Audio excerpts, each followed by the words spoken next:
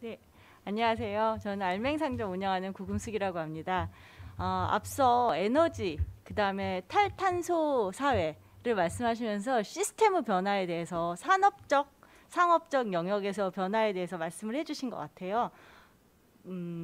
저는 개인의 영역, 개인과 이런 영역이 어떻게 연결되는지에 대해서 구체적인 사례로 말씀드릴 건데요. 제가 앞에 두 분의 발제자님 발제를 들으면서 이런 생각을 하고 있었어요.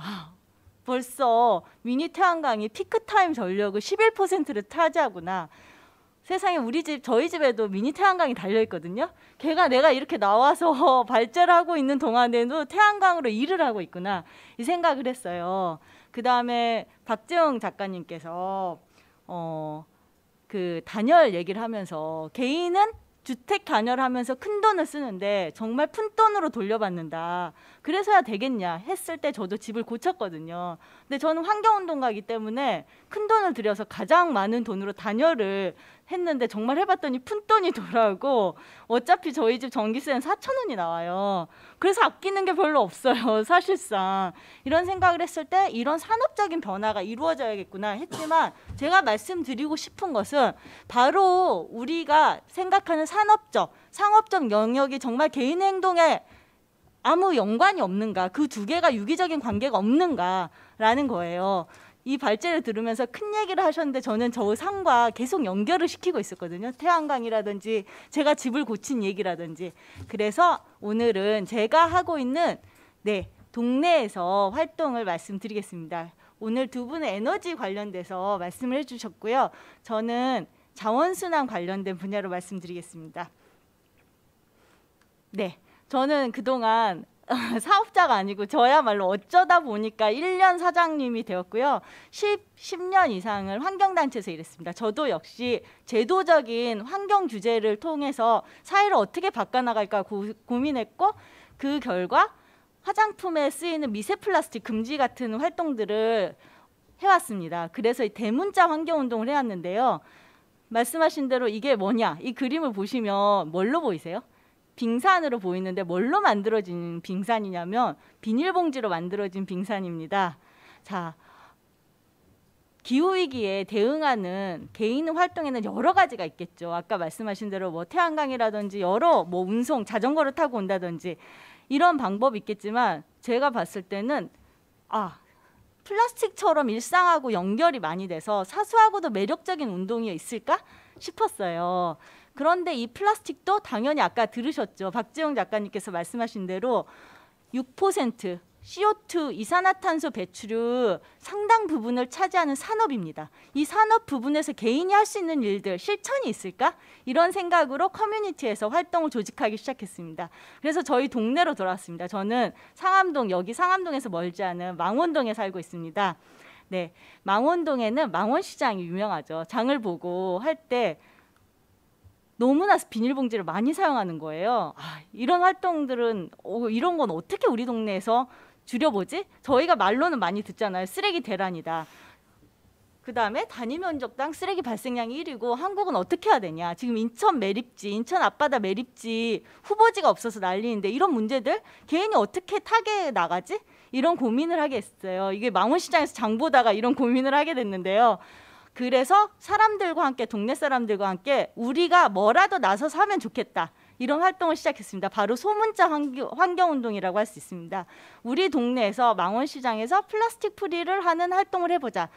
사실 그 대형 마트는 50평이 넘기 때문에 비닐봉지 규제가 되고 있습니다. 하지만 망원시장은 검정 비닐이 상징이었어요. 어떤 규제도 없습니다. 소상공이기 때문에 영세하기 때문에 비닐 규제가 없습니다.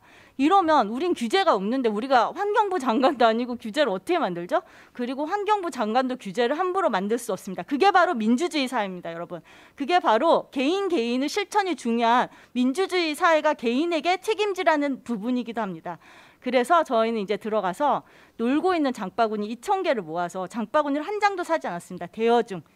보여드리자면 가져왔는데 이렇게 대여증을 붙여서 가방이 다 다른데요. 시장에 비치하였습니다. 그리고 월 1회 원하는 사람들끼리 모여서 장바구니라든지 자기 용기에 장을 보는 사람들에게 저런 알맹이 채소를 증정하는 그냥 놀면서 하는 캠페인들을 했습니다. 그래서 이렇게 사람들끼리 모여서 캠페인을 했고요. 하다 보니까 망원시장에서 먹을 거는 두부도 김도 자기 용기를 가져가면 이제 사 먹을 수 있게 된 거예요. 플라스틱 프리 쇼핑이 가능한데 생활에 필요한 화장품, 세제 같은 것들, 생활용품을 내 용기에 살 수 있는 데가 없는 거예요. 그래서 누가 안 만들어 주길래 저희가 만들었습니다. 이렇게 그 시장 상인회가 운영하는 카페 한쪽을 무인샵으로 해서 세제 소분샵을 시작했습니다. 이게 한국에서 최초로 시작한 소분 리필 스테이션이 됩니다. 아주 초라하게 시작했고 그냥 공동 구매인데 우리는 우리 용기에 담아가겠다. 이런 마음으로 시작했습니다. 저희 알맹 캠페인을 하시는 분들은 동네 사람들은 알맹이만 찾는 자라 해서 알짜라고 합니다. 이 알짜들이 실제로 이렇게 시작을 했고요. 이 활동이 기반이 돼서 이렇게 한 8개월 정도 세제 리필샵을 무인샵으로 하다가 우리 화장품도 하고 싶고 물 먹는 하마 염화칼슘도 알맹이만 사고 싶고 원두도 알맹이만 사고 싶은데 그런 가게를 누가 만들어주지 않네? 본격적으로 해보자 해서 리필 스테이션 알맹 상점을 망원동에 열게 되었습니다.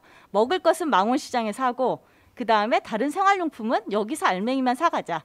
저희 알맹 상점은 2가지로 운영됩니다. 처음에는 첫 번째는 내용기에 사가서 애초부터 쓰레기 발생량이 주는 프리사이클링입니다. 리사이클링, 재활용 전에 쓰레기가 나오지 않도록 알맹이만 리필하는 것입니다. 화장품, 세제, 발사믹 이런 그 다음에 차 여러 가지를 리필하실 수 있습니다. 1g 단위로 원하는 만큼 리필하실 수 있고요. 두 번째는 그럼에도 불구하고 나오는 재활용들.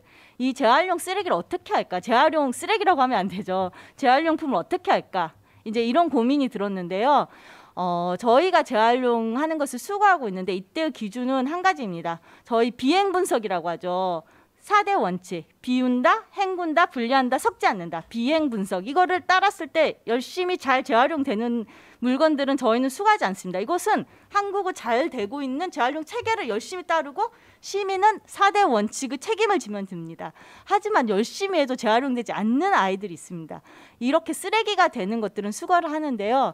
저희는 비행 분석을 제대로 하지 못하기 때문에 또 기업이 애초에 재활용이 안 되도록 만들기 때문에 분리배출은 열심히 하지만 이 중에서 절반치기 하신다고 생각하시면 됩니다. 이런 디테일을 잘 챙기는 작업이 한국 사회에 잘 깔리면 좋겠다. 이 디테일을 우리가 재활용 선별장을 운영하는 사람도 아닌데 어떻게 해볼까 해서 재활용을 이 상점 한가운데서 시작하게 되었습니다. 커뮤니티 회수센터라고 합니다. 우선은 돈은 안 되고 손은 많이 가는 작은 플라스틱을 모읍니다. 그래서 오른쪽에 보시다시피 플라스틱 치약자개, 비누 받침, 이제 석유에서 만들어야 되는 것들을 재활용한 플라스틱으로 만들기 시작합니다. 특히 이 플라스틱은 버려지는 플라스틱 위주입니다. 그다음에 커피가루 많이 드시죠? 커피 말려서 오시면 커피 화분이 됩니다. 그다음에 왼쪽에 보시면은 운동화끈이 있는데 이 운동화끈은 나일론이라서 썩지 않습니다. 다 여분 운동화끈 하나씩 받지만 까먹으시잖아요. 그리고 버리고 새 신발을 사시는데요. 운동화끈을 가져오시면 아주 짱짱하기 때문에 오른쪽에 유기농 채소 주머니의 끈으로 다시 사용합니다. 그리고 실리콘은 원래 버려야 되는데 가져오시면 전자제품 부품을 만드는 곳으로 보냅니다.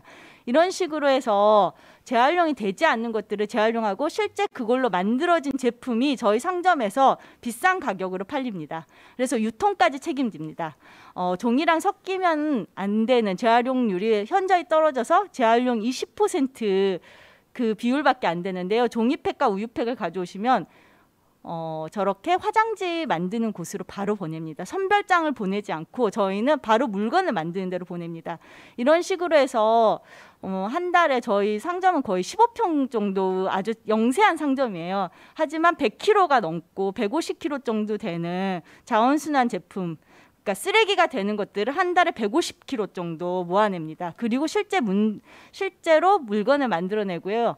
저 150kg는 사실 산업으로 생각하면 굉장히 작습니다. 하지만 저희는 문화 플랫폼이라고 생각해요. 이런 활동을 하신 자원순환에 참여하신 사람은 700명을 조사했을 때 절대 다수가 97% 이런 분들이 쓰레기 줄이는 마음에 동참하고 싶다. 다른 사람에게 전파하고 싶다. 이런 마음을 갖게 됩니다. 그리고 실제 그런 게 어떻게 나타나냐면 왼쪽에 분은 계룡에 사시는 저희 단골이신데요. 저 돌돌이 가방에 계룡에 사시는데 계룡은 대전 쪽이에요. 근데 저 가방에 딱 자기 아파트에서 수요일마다 그냥 자원봉사 하시는 거예요. 쓰레기 그 재활용 분리수거일에 나가서 아파트 주민들에게 어떻게 분리수거하는지 알려드리고 그다음에 거기서 병뚜껑을 다 수거해가지고 저희 가게에 가져오신 분이고, 오른쪽은 스튜디오스인데 핀란드 항공 쪽에 계시는데 핀란드에 들어갈 때는 그 비행기에서 내려서 모든 것들을 재활용하더라, 작은 것도. 근데 한국에만 들어오면 인천에 딱 들어오는 순간 비행기에 있는 모든 쓰레기를 버린다. 그래서 재활용이 안 되고 있다. 난 너무 안타까워서 비행기에 있는 또 병뚜껑을 다 모아오셔서 저렇게 수거하는 모습이에요. 네, 여러분 걱정하지 마세요. 저렇게 병뚜껑 가져오면 다 씻어서 재활용하기 때문에 세균 걱정은 안 하셔도 될 것 같고요. 어쨌든 이런 식으로 개인에게 전파하는 활동을 하고 있습니다. 그다음에 1층에는 물물 교환 공유센터가 있는데 그냥 자기들이 냅두고 가져가는 거예요. 네, 그래서 자유롭게 재사용, 당근 모델을 그냥 상점 한 켠에서 하고 있습니다. 그래서 저희는 쓰레기를 줄이는 커뮤니티 모델을 실제 이게 작동하는지를 저희 알맹 상점을 이용하시는 분들을 알맹러라고 합니다. 알맹러들과 함께 만들어가고 있습니다. 그렇지만 저희 상점이 아니라 이런 상점, 이런 개인들이 모여서 어떤 변화, 한국 사회에서 자원순환을 둘러싼 어떤 작은 승리들을 만들어내는지 제가 말씀드리겠습니다. 2018년 쓰레기 대란이 나왔을 때 여기 상암동 홈플러스입니다. 가서 플라스틱 어택 공격한다고 하죠. 플라스틱 어택을 했습니다. 난 쓰레기는 사고 싶지 않다. 불필요한 포장재를 나에게 주지 말아라. 다시 고의 돌려드리는 어택인데요. 이때 주장한 것이 묶음 포장을 금지하라는 거였습니다. 올해 1+3까지 묶음 포장은 금지가 됩니다. 네, 이런 것들이 이렇게 묶음 포장 썼는데 실제로 지금 현재 3개 이하는 묶음 포장이 금지가 되었습니다. 네, 그런 효과를 나타냈고요. 이건 2019년에 이 옆에 있는 홍대에서 테이크아웃 컵을 주어서 1등과 2등으로 제일 많이 나온 카페에 갖다 주면서 왜 이걸로 돈을 버는데 쓰레기는 책임지지 않느냐. 왜냐하면 테이크아웃 컵은 생산자 재활용 책임제도에 빠져 있습니다. 그래서 이런 것들은 자원봉사자, 자원활동가 70명과 함께 플라스틱 컵 어택을 했고, 이때 요구한 것들이 일회용 컵 보증금제였습니다. 일회용 컵 보증금제는 내년부터 시행됩니다.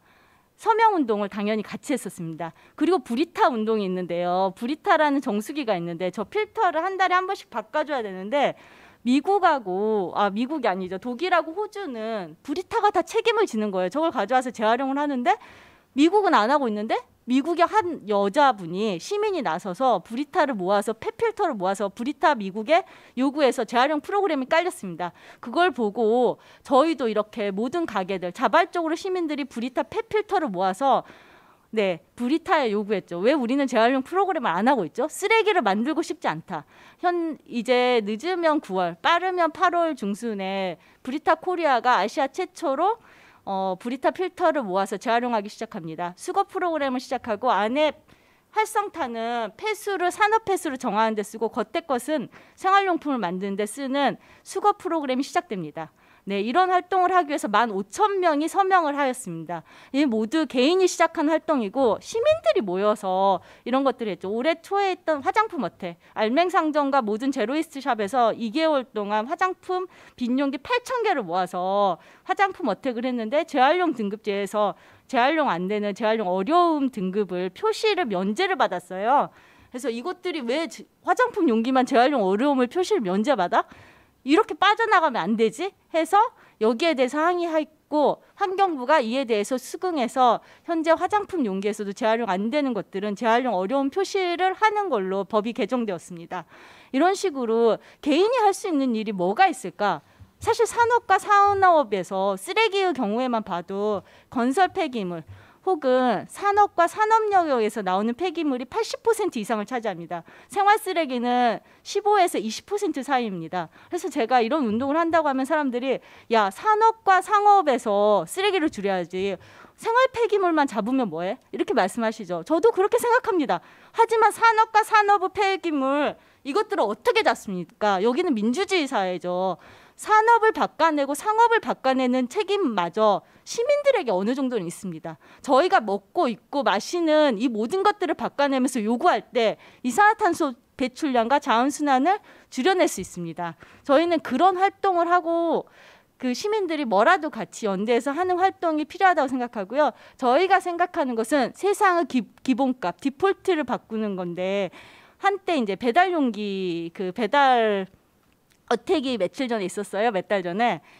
원래는 이제 일회용 수저와 포크가 그냥 배달을 시키면 왔죠. 근데 이게 진일보에서 일회용 수저와 포크를 안 받을 사람은 체크를 했어요. 이것의 기본 전제는 뭐냐? 그냥 일회용이 기본 전제인 거예요. 일회용을 줄 테니까 항상 환경을 생각하는 사람들은 희생을 하거나 요구를 해야 됩니다. 미안해하고 민폐가 되어야 됩니다. 까칠한 사람이죠. 저는 이거 안 받아요. 저는 이거 안 써요. 항상 요구하고 텀블러에 빨대 꽂지 마세요. 이런 말들을 하고 다녀야 되는데요. 이제 바뀌었습니다. 배민 요기요, 쿠팡이츠 같은 업체에서 이제부터는 일회용 식기를 주지 않습니다. 그러면 일회용품을 요구하는 사람, 원하는 사람이 이제 요청을 해야 됩니다. 제가 생각하는 사회적 모습은 이거라고 생각합니다. 일회용품이 기본값이 되지 않는 사회. 고탄소, 탄소를 배출하는 것이 기본값이 되고 사회적 명예와 부를 가져오지 않는 사회. 그래서 다른 일자리와 다른 삶의 양식을 만드는 것이 중요하다고 생각합니다. 저희 마지막으로 말씀드리겠습니다. 쓰레기를 따라가다 보면 쓰레기는 항상 사회적 문제하고 얽혀 있습니다. 모든 사회적 문제가 얽혀 있죠. 합정동 고물상에서 폐지 줍는 분들하고 이제 인터뷰를 진행했는데요. 그 쓰레기는 결국 일상 노동에서 마지막 말단을 차지합니다. 항상 가치가 없는 노동, 허드렛 일 이렇게 취급받죠. 쓰레기를 처리하는 일에도 사람이 결국은 마지막에 따라옵니다. 지금 서울대 그 청소 노동자 사건들도 쓰레기를 처리하는 사람들, 쓰레기를 이 사회에서 어떤 가치로 보고 있느냐와 맞닿아 있는 질문이라고 생각합니다. 이들이 행하는 역할을 보면은 이들을 사회적으로 했을 때는 이렇게 됩니다. 네. 이렇게 되는데요. 저희가 이분들에게 지급하는 시급을 계산해 봤더니 1,600원 정도 나왔어요. 제가 합정동 고물상을 인터뷰했을 때. 저희가 이렇게 쓰레기를 취급하고 있고 결국 쓰레기는 경제적 저항이 가장 낮은 루트로 흘러내립니다. 그러니 제3세계에 가 있고 그러니 가장 가난한 사람들이 처리하는 데 가 있습니다. 이런 쓰레기를 보는 시각, 일상의 노동을 재전유하고 다시 만드는 그런 대안적 사회에 대한 비전 없이 우리 사회가 어떤 길로 갈까요? 전 사실 그런 가치를 다시 생각하는 것이 결국 그린 뉴딜이라든지 새로운 일자리, 새로운 경제적 모델을 만드는 거라고 생각합니다. 마지막으로 인도 사례를 말씀드리겠습니다. 인도에 2018년에 갔을 텐데요. 인도에서 폐지 줍는 웨이스트 피커라고 합니다. 폐지 줍는 활동의 60%를 누가 하냐면 달리트 계층이 합니다. 달리트 계층이라고 하면 그 브라만 저희 살시간에 나오잖아요. 브라만이 뭐 어쩌고 저쩌고 카스트 계층에 올라와 있지도 않는 불가촉 천민들이 합니다. 하지만 이분들이 활동을 해서 인도 정부로부터 일자리 그 직업 카드를 받아내고 이것을 통해서 은행 계좌를 만들고 아이들 학자금을 틀 수 있는 기회, 공정 노동을 할 수 있는 기회를 받습니다. 그리고 이분들을 조직한 데는 빈민, 여성, 환경단체, 인도 계급타파 단체 이런 데서 대안을 만들어냈고요. 제가 기쁜 소식을 들었는데 2019년에 이런 단체들이 인도에서 세계 최초로 공정무역 플라스틱 페어트레이드 인증을 받습니다. 그래서 현재 인도에서는 그 재활용 공정무역을 단 인증을 받은 재활용으로 바디샵에서 실제 상품을 생산하고 이분들은 안정적인 일자리를 공급합니다. 저는 이런 희망들, 쓰레기를 가지고 다른 세상을 생각하고 다른 가치를 만들어내는 운동을 하고 싶고 그런 활동들에 많은 분들과 함께하고 싶습니다. 네, 개인 활동이 어떤 영향이 있을까요? 저는 개인이 감동하면 전체가 비틀거리게 된다는 멋진 신세계에 나오는 그 레니나의 말이 되게 좋았어요. 산업적 변화, 상업적 변화 정말 필요하죠. 사회 시스템의 변화를 필요하지만 지금은 산업과 개인 모두 나서서 10년 남았다고 합니다. 기후위기에 적극적으로 대항하는 행동, 이런 행동들에 같이 해주시기를 바랍니다. 네, 고맙습니다.